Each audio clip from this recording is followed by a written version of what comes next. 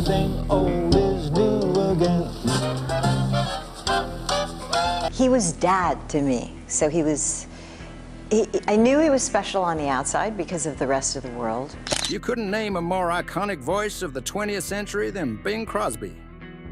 His music defined an era, but behind the fame and fortune lurked a story far less harmonious.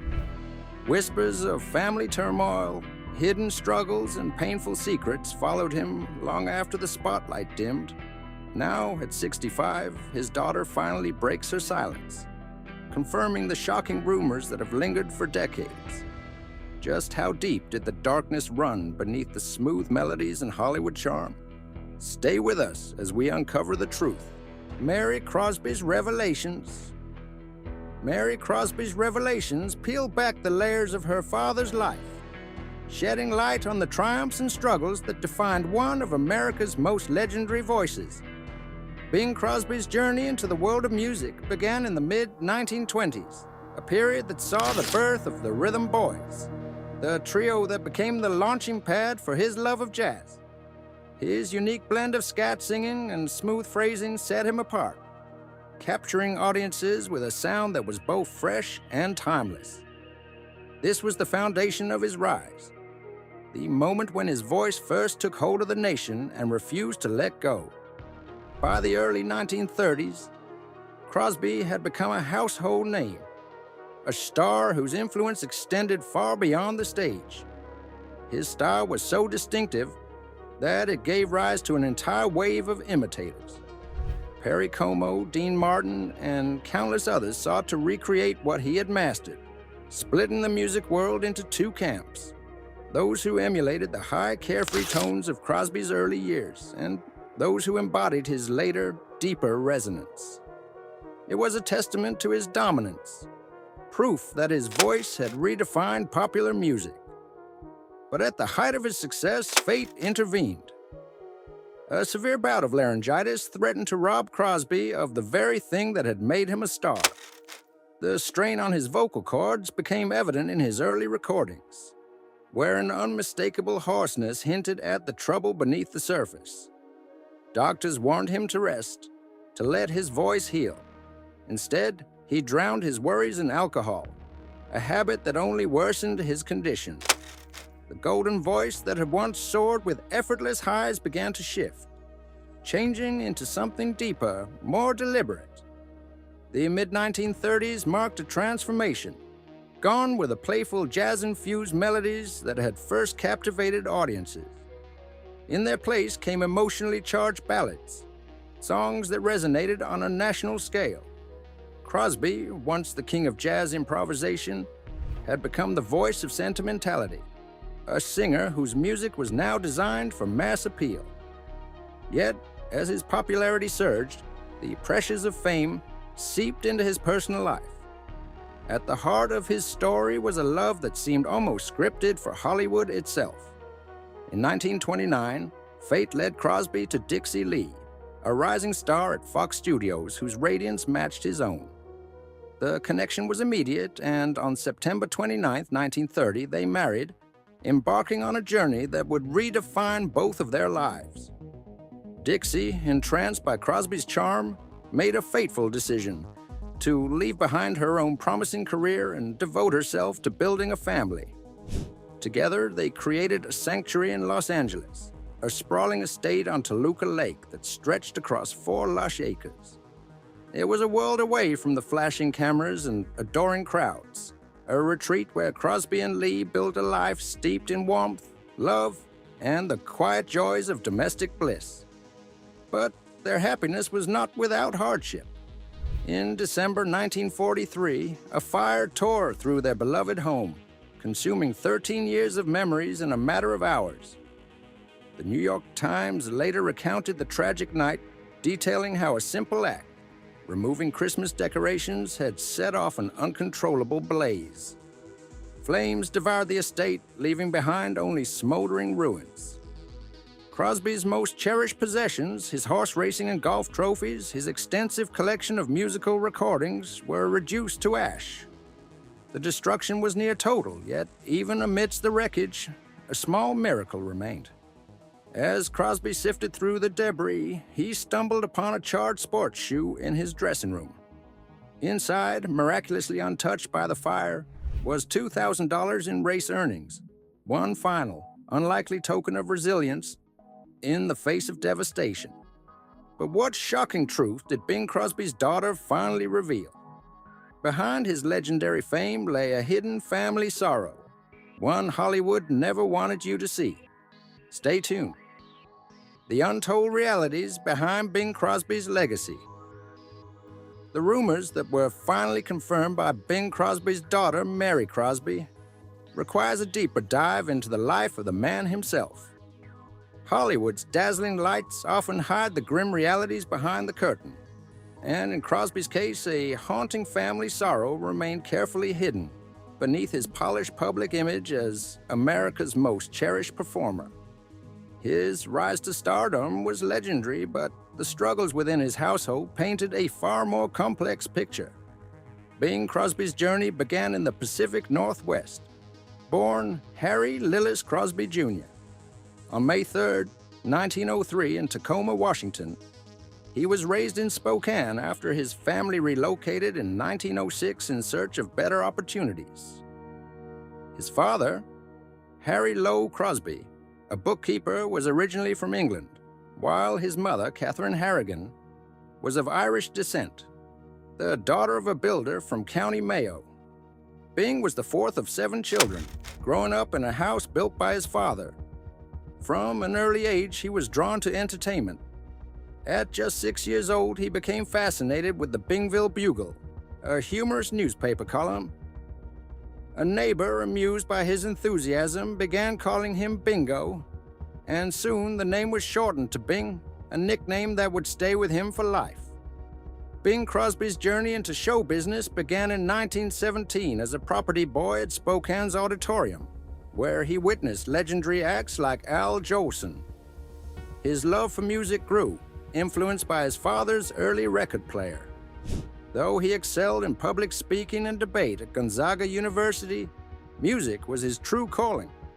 Abandoning law school, he teamed up with pianist Al Rinker, launching his career. Success didn't come instantly. His jazz-age lifestyle made him unreliable, but his talent was undeniable. In 1926, a performance at Los Angeles Metropolitan Theater caught the eye of bandleader Paul Whiteman. That December, Crosby and Rinker debuted at Chicago's Tivoli Theater, earning $150 a week. Soon after, songwriter Harry Barris joined them, forming the Rhythm Boys, performing alongside jazz greats like Hoagy Carmichael and the Dorsey Brothers. Bing's career skyrocketed in 1928 when he recorded a jazz-infused version of Old Man River, his first #1 hit. His popularity eclipsed that of the Rhythm Boys, leading to tensions within the group. Eventually, they parted ways, and Crosby embarked on a solo career that would forever change the entertainment industry. By the early 1930s, Bing Crosby was one of America's most famous voices, with 10 of 1931's top 50 songs. His Hollywood breakthrough came in 1932 with The Big Broadcast, launching a decades-long film career. By 1936, he became host of the Kraft Music Hall, a role he held for 10 years. His smooth, intimate singing style revolutionized popular music, influencing legends like Frank Sinatra, Perry Como, and Elvis Presley. Unlike earlier singers who projected to fill venues, Crosby mastered the microphone, making music feel more personal. During World War II, his voice comforted American troops, and his rendition of White Christmas became a timeless classic. By 1948, Yank magazine named him the most admired man in America, outranking Jackie Robinson and Pope Pius VII. That year, Music Digest reported that over half of the 80,000 weekly hours of recorded music on U.S. radio featured his songs. Beyond music, Crosby was a tech pioneer, investing in the Ampex 200, the first U.S. commercial tape recorder, revolutionizing audio recording with editing and overdubbing. Despite his monumental success, Crosby's personal life was far more complicated. His marriage to actress and singer Dixie Lee was fraught with struggles, including alleged alcoholism and a strained family dynamic. Their 4 sons, Gary, Philip, Dennis, and Lindsay, grew up under the weight of their father's expectations.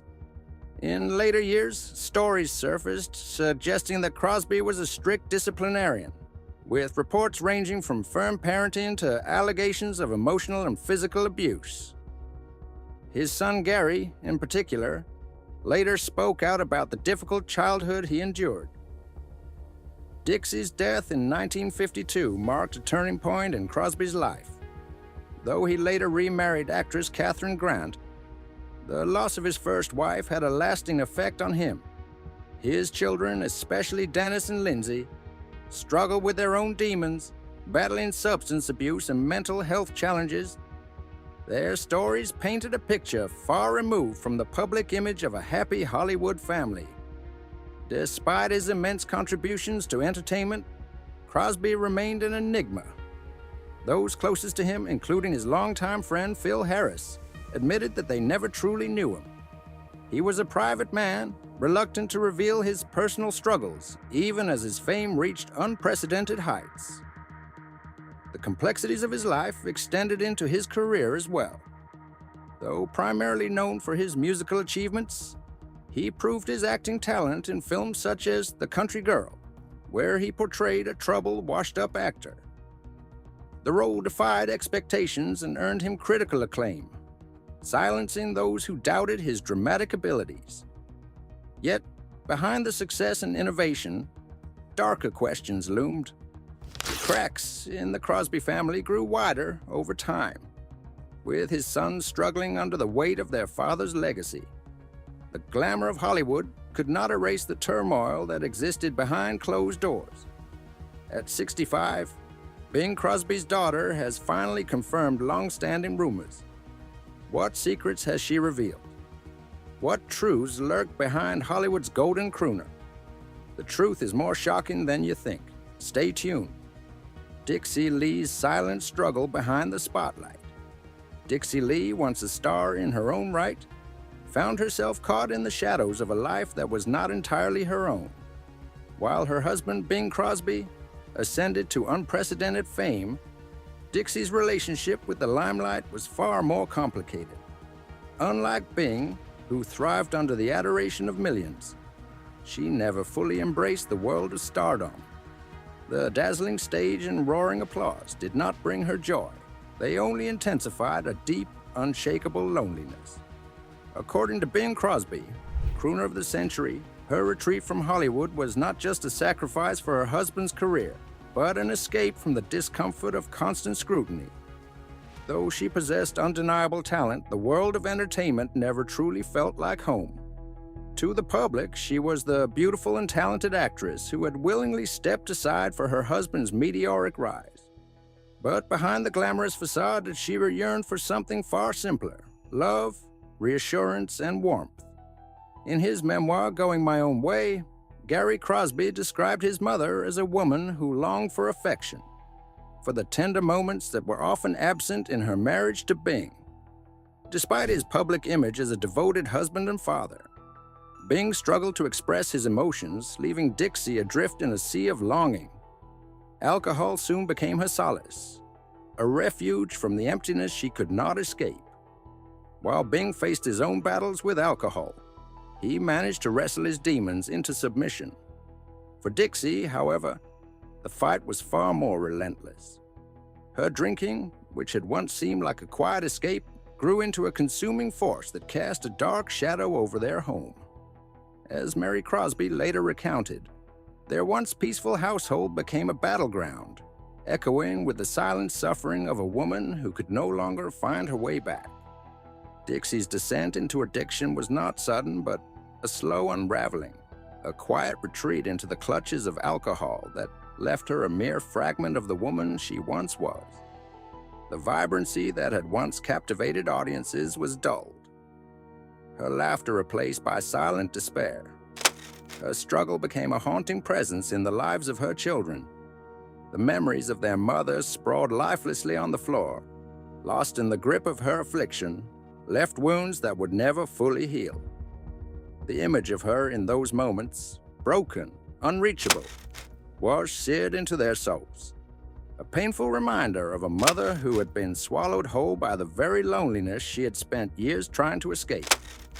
For Bing, the weight of her suffering lingered, a silent reminder of what had been lost. For their twin sons, Dennis and Philip, the scars ran deep. Dixie's battle was not just her own. It was a wound that stretched across the entire family, shaping their lives in ways that could never be undone. The legacy of her struggle was one of sorrow, a tragedy that unfolded behind closed doors, far from the adoring eyes of the public. Bing Crosby's family under the shadow of fame.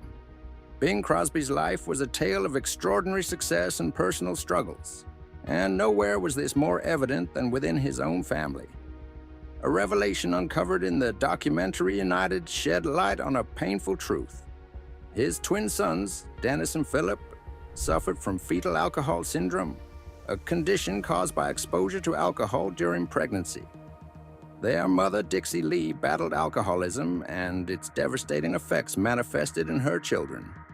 Their distinct facial features, the shape of their skulls and noses, prompted concern from Robert Trachtenberg, the documentary's director. Seeking answers, he turned to specialists at the University of Southern California, USC, who confirmed his suspicions. The twins were textbook cases of the syndrome, a grim testament to the lasting impact of addiction. At the time, fetal alcohol syndrome was not well understood, leaving Bing and Dixie ill-prepared to deal with their son's unique challenges. This revelation cast a shadow over the Crosby household, exposing the unseen costs of fame, addiction, and neglect.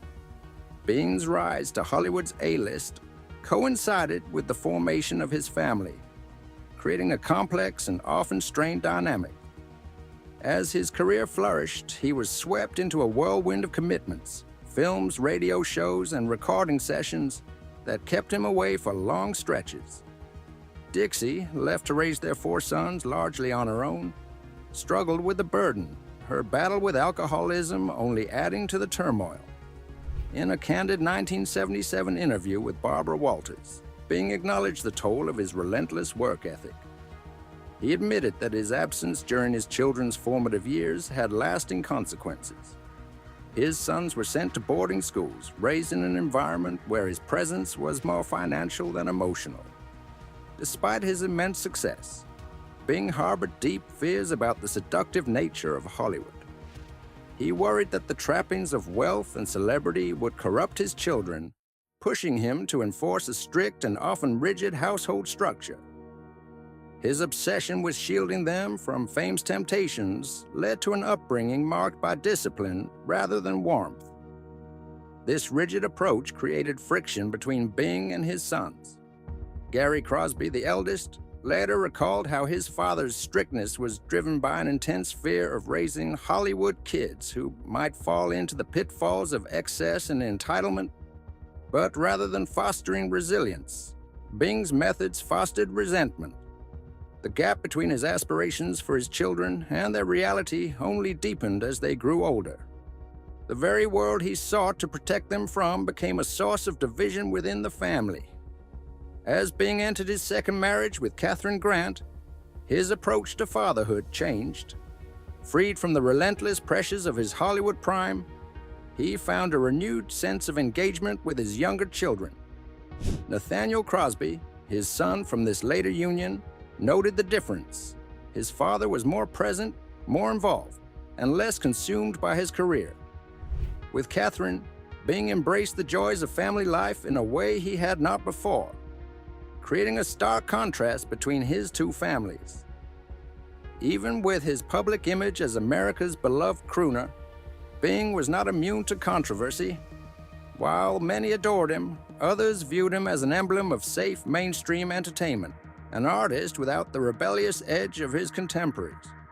Yet his reputation remained largely untarnished until after his death in 1977, when his eldest son Gary released Going My Own Way in 1983.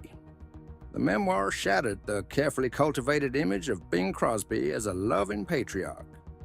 Gary's accusations of physical and emotional abuse painted a harsh picture, one that stood in stark contrast to the public's perception of the legendary entertainer.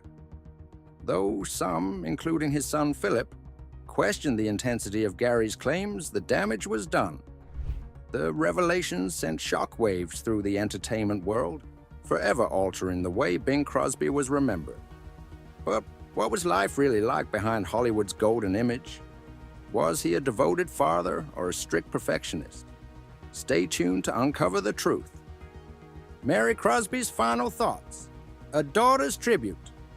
To the world, he was an icon. To me, he was simply Dad, my hero, my friend.